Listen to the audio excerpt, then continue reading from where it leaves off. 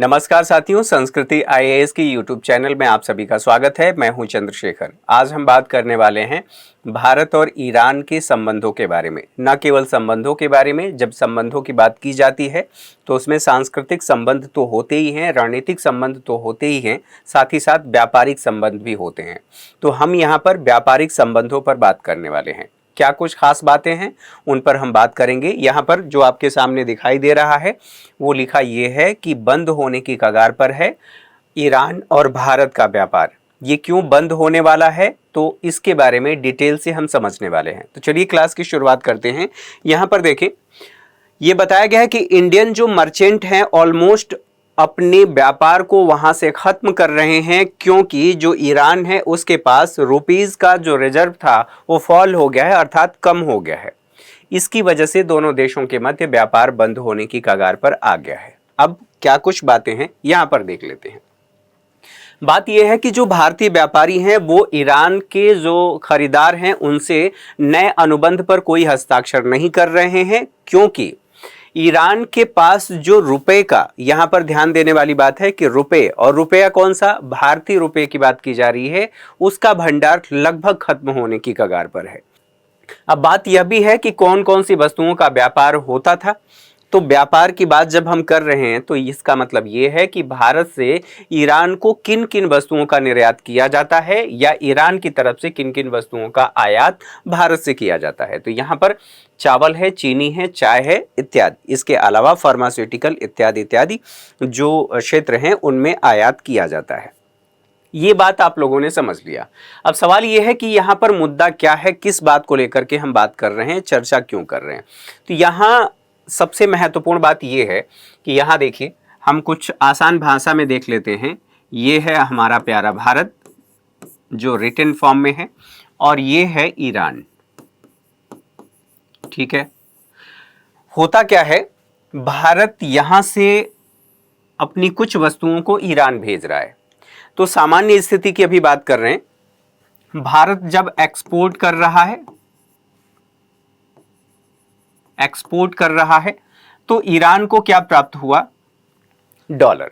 और इस डॉलर को वो अपनी मुद्रा में कन्वर्ट करके जो भी कार्य करना है अपने देश में कर सकता है। अगर उसे इंटरनेशनल ट्रेड करना है किसी अन्य देश के साथ, तो किसी अन्य देश के साथ इसी मुद्रा का प्रयोग करेगा, अर्थात डॉलर का प्रयोग कर लेगा।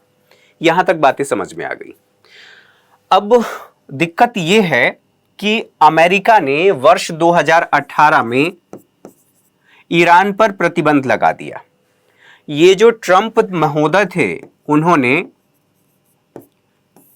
ईरान पर आर्थिक प्रतिबंध लगा दिया।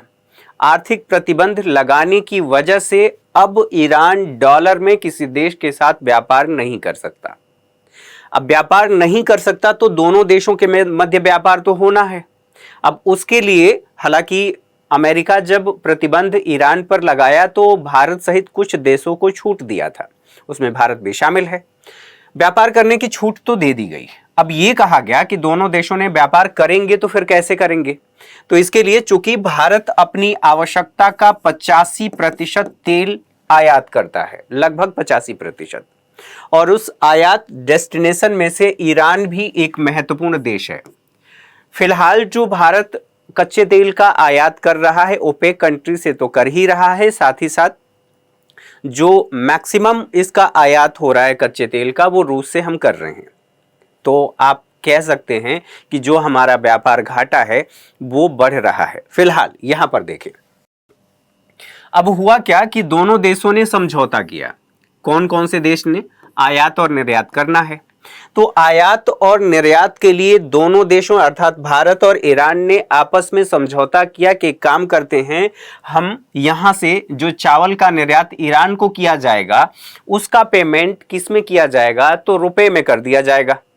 और रुपए में करने के लिए यह कह दिया गया कि ईरान इस बात को लेकर के सहमत हुआ 2018 में ही कि आप जो कुछ भी मुझे भेजेंगे उस सामान के लिए आप मुझे भारतीय रुपए में भुगतान कर देंगे।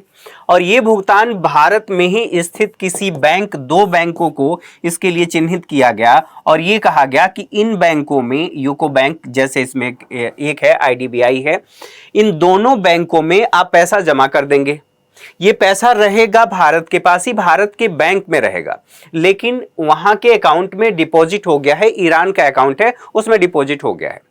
डिपॉजिट होने के बाद जब भारत ईरान से तेल का आयात करेगा तो इन्हीं दोनों बैंक में से वो पैसा डिडक्ट हो जाएगा, और डिडक्ट होने का मतलब यह है कि भारत को पेमेंट हो गया। कुल मिलाकर के कहने का मतलब यह है कि यहां पर दोनों देशों के मध्य रुपए में व्यापार हो रहा है और आसानी से सारी चीजें चल रही हैं। ये सब कुछ चल रहा है, लेकिन अब एक स्थिति सोचिए, ईरान को रुपया कब मिलेगा?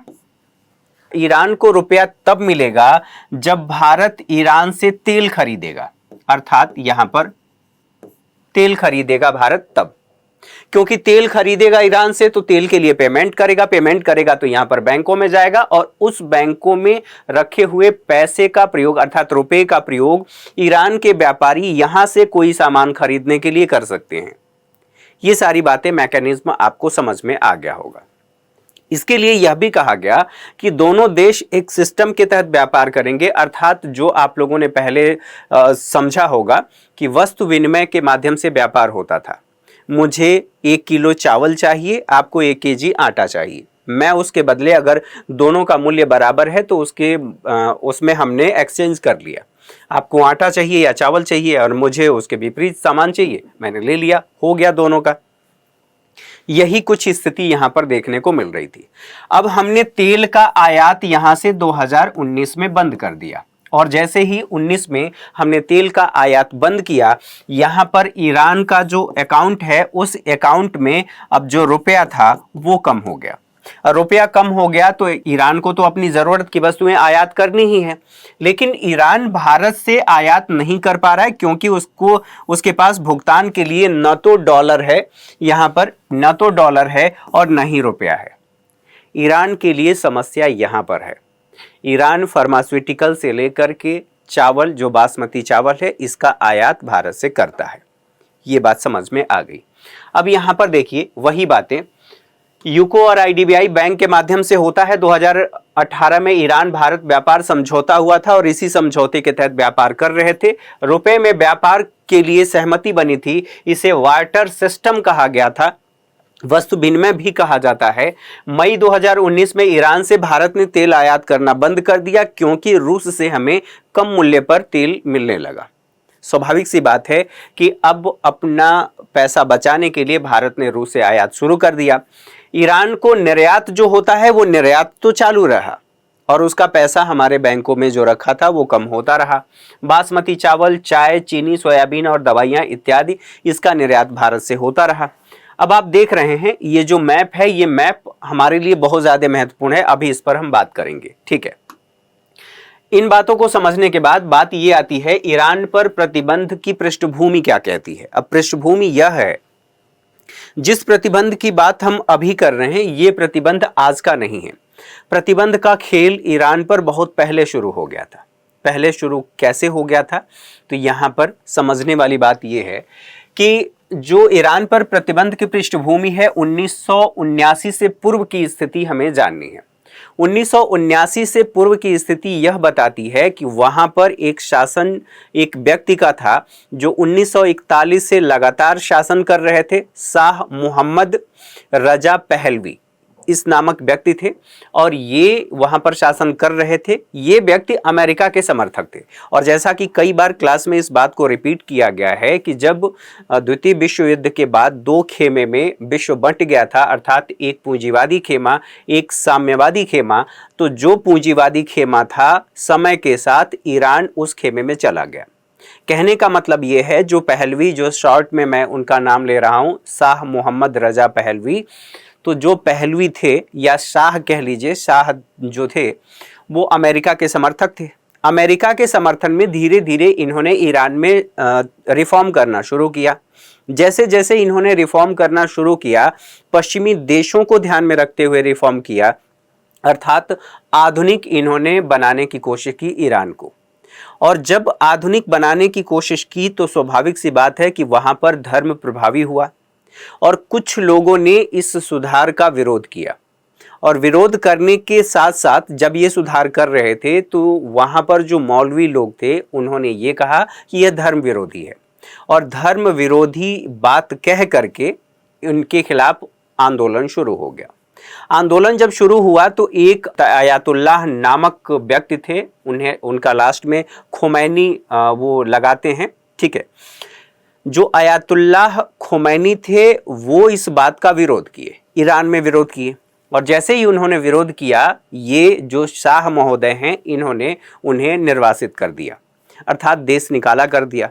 देश निकाला जैसे ही हुआ वैसे ही वहां की जनता अर्थात ईरान की जनता फिर से उग्र हो गई, और लगभग 5 लाख के करीब समथिंग बताया जाता है लोग इकट्ठा हुए।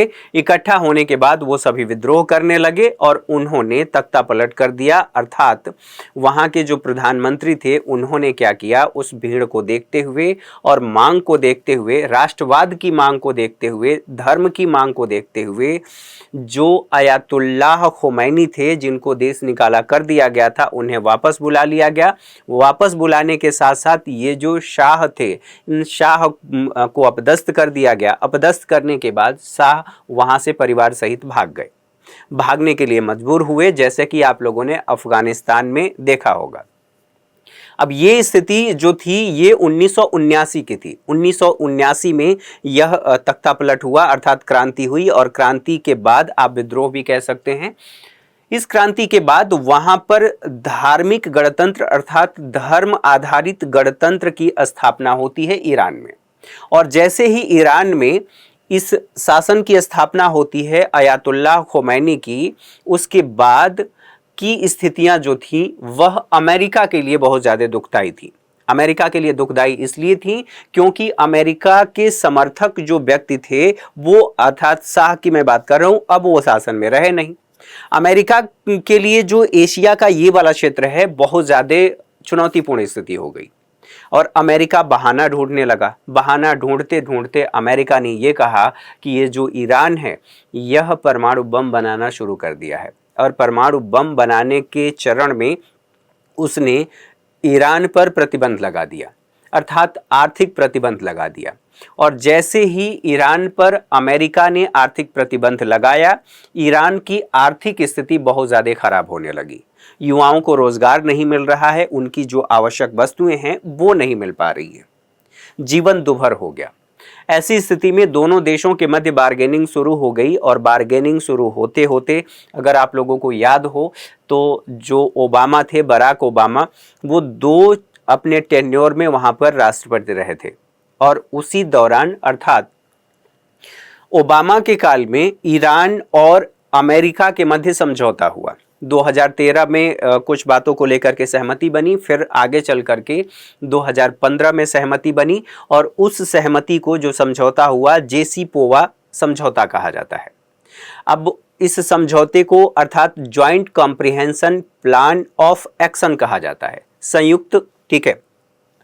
अब ये जो समझौता 2015 में हुआ था इसे JCPOA P5+1 कहा जाता है। P5+1 का मतलब ये है कि जो संयुक्त राष्ट्र संघ में आप ऐसे कह सकते हैं यूनाइटेड नेशन सिक्योरिटी काउंसिल में जो परमानेंट मेंबर हैं, जो 5 वीटो का अधिकार रखने वाले सदस्य हैं, वो इसमें शामिल थे। और इसके साथ साथ एक और देश शामिल था, जिसे देशों की बात कर रहा हूं तो EU अर्थात यूरोपीय यूनियन।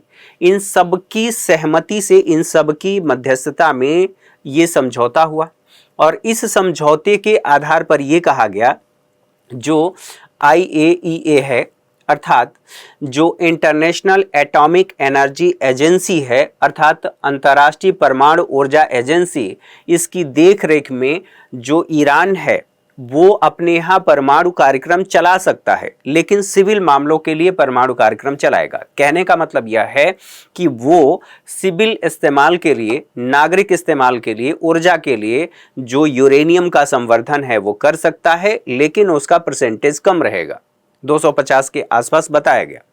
लेकिन ये बातें यहाँ पर समझौता तो हो गया, ये सारी चीज़ें चलने लगी। अब धीरे धीरे वहाँ से प्रतिबंध खत्म हो चुके थे ईरान से, और ईरान भी प्रगति करने लगा। लेकिन जैसे ही बराक ओबामा सत्ता से अपदस्थ होते हैं, मतलब सत्ता से उनका टेन्योर खत्म होता है, और वहां पर उनके स्थान पर जो राष्ट्रपति बन करके आते हैं, 45वें राष्ट्रपति, 46वें राष्ट्रपति हैं जो बाइडेन, 45वें राष्ट्रपति के रूप में डोनाल्ड ट्रंप आते हैं। उन्होंने कहा कि यह समझौता ठीक नहीं है, यह अमेरिका पर एक धब्बा है, और उन्होंने इस समझौते को वर्ष 2018 में खत्म कर दिया। अर्थात ये चाहते थे कि ईरान पर और ज़्यादा दबाव बना करके समझौते के टेबल पर ले आया जाए और अपने पक्ष में कुछ समझौता किया जाए, लेकिन ईरान इसके लिए माना नहीं। ईरान लाख सफाई देता रहा, लेकिन ट्रंप का ये कहना था कि ये जो समझौता हुआ है ये समझौता ठीक नहीं है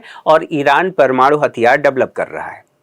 इसी चरण में उन्होंने 2018 में जो समझौता हुआ था, जो 15 वाला, उस समझौते को 2018 में खत्म कर दिया। खत्म करने के बाद ईरान ने क्या किया, ये इस बात की घोषणा कर दी कि अब हम परमाणु बम बनाने के लिए स्वतंत्र हैं। स्वाभाविक सी बात है कि अब उस पर कोई बाध्यता नहीं है, समझौता जो हुआ था वो समझौता खत्म हो चुका है। तो 2018 में जो समझौता रद्द किया गया 2015 वाला, उसके बाद अमेरिका ने ईरान पर प्रतिबंध लगा दिया। प्रतिबंध, आर्थिक प्रतिबंध लगाया, लेकिन भारत को कुछ शर्तों के साथ छूट दी गई थी कि आप तेल का आयात कर सकते थे। स्वाभाविक सी बात है कि अमेरिका का हित है भारत में, इसलिए भारत को उसने दिया, और हमारी आवश्यकता भी है कि हम उसके साथ व्यापार करते, अर्थात तेल का आयात करते, क्योंकि हमारी ऊर्जा आवश्यकता आयात पर ही निर्भर करती है। ठीक है, तो यहां तक बातें आप लोगों को समझ में आ गई। इन बातों को समझने के साथ साथ अब बात यहां पर आती है कि ये जो प्रतिबंध लगाया गया था, इस प्रतिबंध में क्या है। तो प्रतिबंध की बात जब हम कर रहे हैं तो यहां पर स्विफ्ट नामक एक मैसेजिंग सिस्टम है, इंटरनेशनल मैसेजिंग सिस्टम है, जिसमें विश्व के लगभग 50% जो बैंक हैं उसमें अपने आप को इनरोल कराए हैं। और इस ट्रांजैक्शन के लिए, अर्थात इंटरनेशनल ट्रांजैक्शन के लिए, जब भी किसी देश से आप आयात या निर्यात करते हैं तो आपको भुगतान करने की आवश्यकता होती है। भुगतान डॉलर में किया जाता है। तो जब आप आयात निर्यात करते हैं तो उसमें स्विफ्ट के माध्यम से मैसेज जाता है और वेरिफिकेशन होता है, वेरीफाई किया जाता है कि ये जो व्यक्ति यहाँ से भेज रहा है और जिस व्यक्ति को भेजा जा रहा है ये सही है या नहीं है। बैंक के माध्यम से, कस्टमर के माध्यम से, इन खास करके बैंक के माध्यम ये मैसेजिंग होता है। जब अप्रूवल मिलता है, 11 डिजिट का कोड मिलता है, तब जाकर के यह जो ट्रांजैक्शन है वो कंप्लीट होता है। और ट्रांजैक्शन कंप्लीट होता है तो यहां पर भी ध्यान रखने वाली बात है कि हम जो व्यापार करते हैं, वैश्विक व्यापार, तो वैश्विक व्यापार को जो सबसे ज्यादा प्रभावित करता है वो है डॉलर, अर्थात डोमिनेंट करेंसी है डॉलर, अमेरिका का डॉलर है।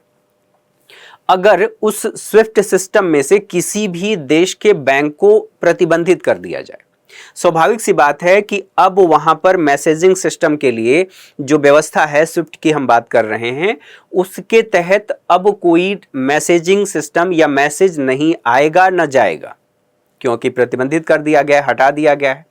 अब समस्या ये है कि अब करेंगे क्या। उसी बात को ध्यान में रख करके जो मैंने आप लोगों को यहाँ पर बताया कि दोनों देशों के मध्य समझौता हुआ 2018 में, और 2018 में ही दोनों देशों ने इस बात को लेकर के सहमति व्यक्त की कि हम रुपए में आयात करेंगे। कुल मिलाकर के उसे कहा गया कि हम एक तरह से वस्तु विनिमय कर रहे हैं। अब सारी कहानी आप लोगों को समझ में आ गई होगी। अब इन बातों को समझने के बाद ये जो मैंने आपको बताया कि आधुनिक सुधार उन्होंने किया 1979 में, जो अयातुल्ला रूहुल्लाह खुमैनी है, इन्होंने वहाँ पर सत्ता अपनी बनाई, और सत्ता बनाने के बाद अब यहाँ पर बात ये होती है 1979 का परिणाम क्या था। तो ये परिणाम यही हुआ था, ये आप लोगों ने अभी कहानी के माध्यम से समझ लिया। अब बात आते हैं यहाँ पर स्विफ्ट के बारे में। तो जो स्विफ्ट है ये व्यक्ति पेयर है, अर्थात यहाँ पर ये जो दूसरा व्यक्ति है रिसिपेंट है, अर्थात ये पैसा प्राप्त करेगा। तो यहाँ पर जब भी ट्रांजैक्शन यहाँ से किया जाएगा, अर्थात इसको एक्टिव किया जाएगा, फिर ये मैसेज आएगा और मैसेज यहाँ पर जो बैंक है इस बैंक में आएगा, और ये जो 11 डिजिट कोड है, ये कोड पहला 4 कोड बताता है कि ये बैंक कोड है, ठीक है। साथ ही साथ ये बी, जो बी लिखा है, ये कंट्री कोड बताता है, और सी जो लिखा है ये लोकेशन कोड बताता है, और डी ये ब्रांच कोड है। और इसके माध्यम से, इस कोड के माध्यम से जो अर्थात जो मैसेज आता जाता है ये कोड आता है, और इसी कोड के माध्यम से फिर जब वेरिफिकेशन हो जाता है, वेरीफाई हो जाता है, तो जो पेयर है और और जो रिसीवर है इनके मध्य ट्रांजैक्शन होता है। तो ये है स्विफ्ट की प्रणाली, ये ऐसे काम करती है। अच्छा, इसके साथ साथ अब ये बात होती है भारत के लिए ईरान का रणनीतिक महत्व क्या है। तो हम यहां पर थोड़ा सा संक्षिप्त चर्चा कर लेते हैं भारत और ईरान के संबंधों के बारे में। प्राचीन काल से ही भारत और ईरान के जो संबंध रहे हैं वो रहे हैं सांस्कृतिक संबंध रहे हैं, वहां से आक्रमणकारी भी है।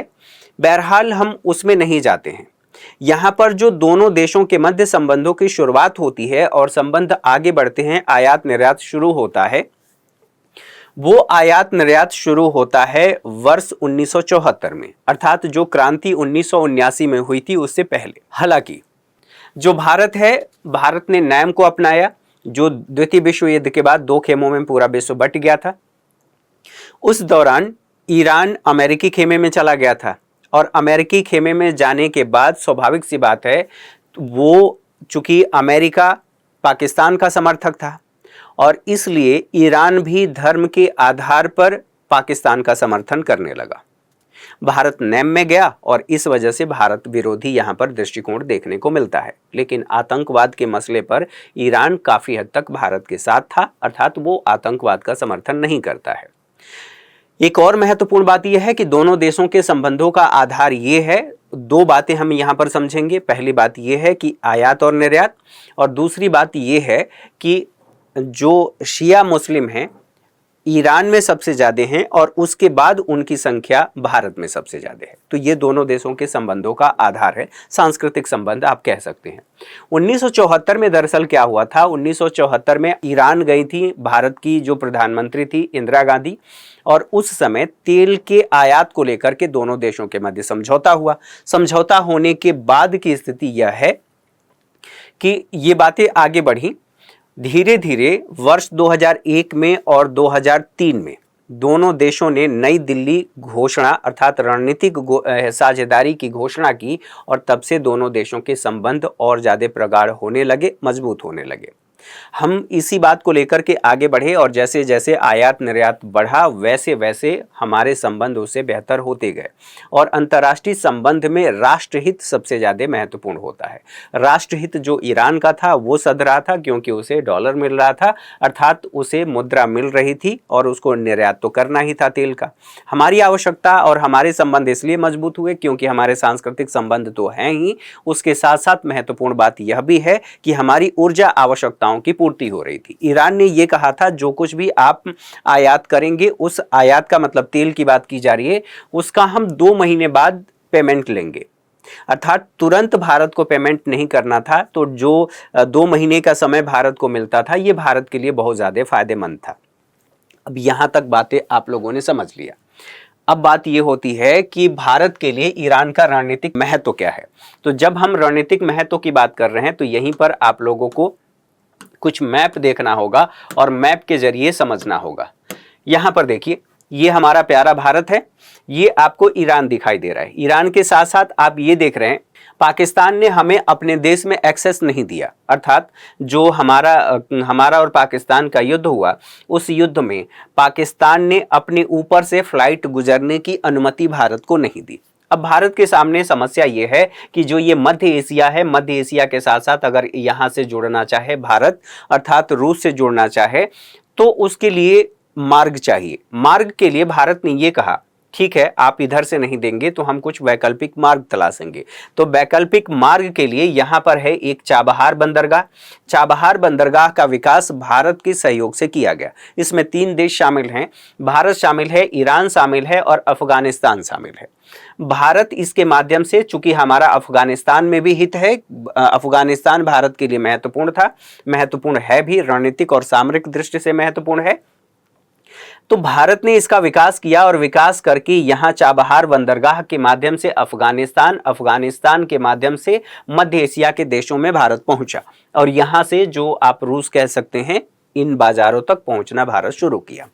महत्वपूर्ण बात एक और भी है कि यहीं पर ग्वादर बंदरगाह है और ग्वादर और जो चाबहार बंदरगाह है दोनों के मध्य महज 72 किलोमीटर की दूरी है। इसका विकास चीन के सहयोग से किया गया है, अर्थात आप ये भी कह सकते हैं कि चीन ने जो पाकिस्तान में स्थित ग्वादर बंदरगाह है उसका विकास किया है। इसलिए पहुंच के लिए और रणनीतिक दृष्टि से ईरान हमारे लिए बहुत ज़्यादा महत्वपूर्ण है।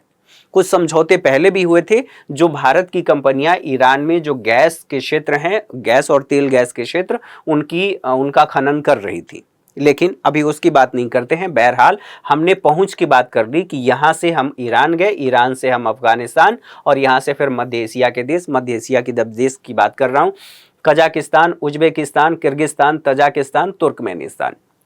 इसमें मध्य एशिया के देशों में न तो अफगानिस्तान शामिल है और न ही पाकिस्तान शामिल है, यही 5 देश शामिल हैं। तो यहाँ के बाजार के लिए तो पहुँच की बात हमने कर ली, पहुँच के लिए महत्वपूर्ण है। यहाँ पर देखिए पहुंच की बात की, अफगानिस्तान, मध्य एशिया और रूस तक। ईरान की बात करें तो रणनीतिक और महत्वपूर्ण भौगोलिक अवस्थिति को ध्यान में रखते हुए ये भारत के लिए और ज़्यादा महत्वपूर्ण हो जाता है, क्योंकि यह फारस की खाड़ी और कैस्पियन सागर दोनों के मध्य स्थित है और हमारे लिए यह ऊर्जा का स्रोत है, क्योंकि हम यहाँ से ऊर्जा का आयात करते हैं। और चूंकि मैं बार बार कह रहा हूँ कि 85% अपनी ऊर्जा आवश्यकताओं को भारत आयात से पूरा करता है। इन बातों को समझने के बाद ये आपने देख लिया, इसको आपने समझ लिया। अब साथ ही साथ यहाँ पर बात करें तो ये जो वर्ल्ड मैप है इसमें आप अमेरिका को देख रहे हैं, यूनाइटेड स्टेट ऑफ अमेरिका। इसने यहाँ पर ईरान पर प्रतिबंध लगाया, सारी बातें हम लोग पहले ही कर चुके हैं। इसके अलावा यहाँ पर देखें भारत और ईरान के बीच जो सहयोग के क्षेत्र हैं, कौन कौन से क्षेत्र हैं। आर्थिक संपर्क और विकास सहायता की बात की जाए तो कच्चे तेल का भारत आयात करता है। ये जो आयात रहा है 2018 से लेकर के 19 तक, 2018-19 में $12.11 बिलियन का आयात रहा है। मुद्रा विनिमय समझौते की बात करें जो 2018 में हुआ था, और इसके तहत ये कहा गया था कि हम रुपए में व्यापार करेंगे, लेकिन उसकी भी अपनी सीमाएं हैं जो इस समय देखने को मिल रही हैं, क्योंकि जब हम उनको वहां से आयात नहीं कर रहे हैं, उनके पास भारतीय रुपया नहीं होगा, और जब रुपया नहीं होगा तो वो भारत से अन्य वस्तुओं का आयात नहीं कर पाएंगे। तो तेल का रुपए में भुगतान करने की बात समझौता पहले ही हो चुका था। कनेक्टिविटी परियोजना की बात करें तो अंतर्राष्ट्रीय परिवहन और पारगमन गलियारा परियोजना, इसकी शुरुआत 2003 में हुई थी। शुरुआत 2003 में हुई थी, सहमति इसको लेकर के बनी थी 2016 में। सामरिक रक्षा संबंध की बात करें तो आतंकवाद के मुद्दे पर ईरान हमारे साथ होता है, और वो आतंकवाद कौन सा, जो पाकिस्तान प्रायोजित है, अर्थात राज्य प्रायोजित आतंकवाद है। साथ ही साथ चाबहार बंदरगाह के क्षेत्र में सहयोग की बात हमने पहले ही कर ली, जो मैंने आप लोगों को पहले ही दिखा दिया था कि चाबहार हमारे लिए बहुत ज़्यादा महत्वपूर्ण है। वर्तमान में ईरान का व्यापार, भारत और ईरान का व्यापार जो है वो कम हो गया है। ईरान द्वारा आयात 2022-23 में 10 लाख टन सुगंधित चावल का भारत से आयात किया गया है। कहाँ पर? ईरान में। जो कुल निर्यात का 20%, अर्थात अगर हम मान लेते हैं 100 रुपये का निर्यात हम पूरे विश्व में करते हैं, तो उसमें से 20% अकेले ईरान भारत से चावल, अर्थात सुगंधित चावल, बासमती चावल का आयात करता है। अब समझना यहाँ पर यह है कि अगर इस तरह से भारत पीछे हटता है, भारत वहाँ से व्यापार नहीं करेगा, तेल नहीं मंगाएगा, उसको रुपया नहीं मिलेगा, तो वो भारत से व्यापार बंद कर देगा। और भारत से व्यापार बंद करने का मतलब यह है कि वो किसी न किसी देश के साथ व्यापार करेगा। तो अभी जो खबरें आ रही हैं उसके अकॉर्डिंग ये कहा जा रहा है कि ईरान पाकिस्तान और अन्य देशों से जो चावल है और अन्य जो वस्तुएं हैं उसका आयात करने के लिए समझौता कर रहा है। अगर ऐसा होता है तो भारत की रणनीतिक कमजोरी यहां पर साबित होगी और भारत एक अच्छे दोस्त को खो देगा, जो मध्य एशिया तक पहुंच से लेकर के अन्य मामलों में भारत की सहायता कर सकता है, चीन के खिलाफ रणनीतिक मजबूती भी प्रदान करता है। वो भारत के लिए बहुत ज़्यादा विकट स्थिति होगी। बहरहाल यहाँ पर 10 लाख टन सुगंधित चावल का आयात हमने बात कर लिया। 4.5 मिलियन टन जो आयात निर्यात किया गया उसका 20% अकेले जो ईरान है भारत से आयात किया था। व्यापार में कमी की बात करें तो 2019-20 की तुलना में कमी आई है। 2018-19 में आयात जो था 13.53 बिलियन डॉलर था, कमी इसमें आई है 90%, और ये कहा गया है कि 1.4 बिलियन डॉलर ही महज रह गया है, जो दोनों देशों के मध्य जो स्थिति इस समय देखी जा रही है वो बताता है। अब बात यह है कि ये सारी बातें तो ठीक हैं, हम कैसे इसको समझ सकते हैं, अब इसको कैसे हम आगे लेकर के चल सकते हैं या इसका समाधान क्या हो सकता है। सबसे महत्वपूर्ण बात यह है सहयोग के क्षेत्रों को बढ़ावा देना होगा। किसके किसके मध्य? तो भारत और ईरान के मध्य देखना होगा कि सहयोग के अन्य कौन से क्षेत्र हो सकते हैं, उनकी तलाश करनी पड़ेगी और हमें अपने संबंधों को ईरान से मजबूत करना होगा। अगर हम ऐसा नहीं करते हैं तो यहां पर देखें, जो हमने बात की थी आप इससे और क्लियर यहां पर देख सकते हैं। ये जो स्थिति है यहां पर, ये जो है ये ग्वादर बंदरगाह है जिसका विकास चीन कर रहा है, पाकिस्तान में है। और यहां से महज ये जो चाबहार बंदरगाह है महज 72 किलोमीटर की दूरी है। यहां पर चीन उपस्थित है और यहां पर भारत को अपनी उपस्थिति मजबूत करनी होगी। हम यहां से जा रहे हैं, यहां अफगानिस्तान, फिर मध्य एशिया और रूस जा रहे हैं। स्वाभाविक सी बात है कि इस स्थिति में चीन की स्थिति यहां पर मजबूत होगी और चीन की इन क्षेत्रों में स्थिति ज्यादा मजबूत होगी, फिर भारत के लिए वो समस्या और ज्यादा बनेगी। तो यहां इन बातों को ध्यान में रखते हुए हमें क्या करना होगा, अपने रणनीतिक संबंधों को और मजबूत करना होगा और सहयोग के अन्य क्षेत्रों को देखना होगा कि कहां कहां पर हम सहयोग तलाश सकते हैं। कूटनीतिक प्रयोग करना होगा, अपनी कूटनीतिक शक्ति का प्रयोग करना होगा, अपनी क्षमता का प्रयोग करना होगा और ईरान के साथ अपने संबंधों को एक नई ऊंचाई पर ले जाने की आवश्यकता है। पहले ही अमेरिका जो ईरान पर प्रतिबंध लगाया है, आर्थिक प्रतिबंध, उससे भारत को छूट दे चुका है, तो उस छूट का हमें प्रयोग करना चाहिए। ठीक बात है कि रूस के साथ हमारे संबंध हैं, लेकिन ईरान के साथ भी अपने संबंधों को वरीयता देना हमारी समय की आवश्यकता है। साझा हितों पर ध्यान देना होगा दोनों के, अर्थात भारत और ईरान के साझा हित कहां पर हैं, उन क्षेत्रों को बढ़ावा देना होगा। एक महत्वपूर्ण बात यह भी है कि हमें यह देखना होगा कि हम भले ही सस्ती दरों पर रूस से तेल का आयात कर रहे हैं, लेकिन वहां हमारा CAD भी बढ़ रहा है, अर्थात करेंट अकाउंट डेफिसिट भी बढ़ रहा है। यहां पर हमें तेल मिलता है, हो सकता है इस बात की संभावना है कि जो रूस से हम आयात करते हैं उससे अधिक दर पर हमें मिलता है, लेकिन हमें भुगतान की छूट भी मिलती है, अर्थात रियायत भी दी जाती है कि 2 महीने बाद हम पेमेंट कर सकते हैं।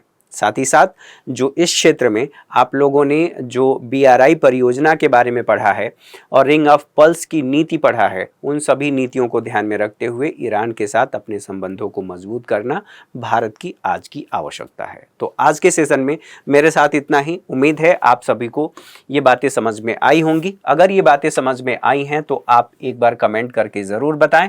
आप लोगों की प्रतिक्रियाओं का हमें इंतजार रहता है। साथ ही साथ महत्वपूर्ण बात यह भी है कि अगर आप हमारे चैनल को सब्सक्राइब करते हैं, बेल आइकन को प्रेस करते हैं, तो समय पर वीडियो का नोटिफिकेशन आपको मिलता है और आपसे कोई क्लास मिस नहीं होती है। आप सभी को ढेर सारी शुभकामनाओं के साथ अगली क्लास में मिलेंगे। Thank you for watching.